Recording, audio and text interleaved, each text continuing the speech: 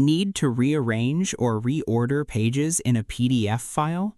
In this tutorial, I'll show you how to reorder pages in Adobe Acrobat Pro DC quickly and easily. Follow along to organize your documents exactly the way you want them.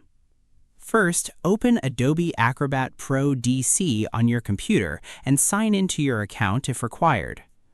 Once you're inside the main interface, go to the Recent Files section and open the PDF document you want to edit. After the file loads, go to the Tools menu and select Organize Pages. This feature allows you to fully control the structure of your PDF, including moving, rotating, deleting, or inserting pages.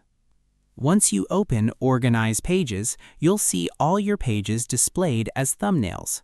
This makes it easy to visually manage your document. To move a page, click and hold the page thumbnail you want to reposition. Drag it to a new location in the document. A blue line will appear to show where the page will be placed when you release it. Release the mouse to drop the page into its new position. The document will automatically update and renumber the pages accordingly. If you want to move multiple pages at once, hold down the Control key or Command key on Mac and select the pages you want to move. Then drag them together to a new location using the same method. Once you're happy with the new order, click File and then Save to keep your changes. And that's it.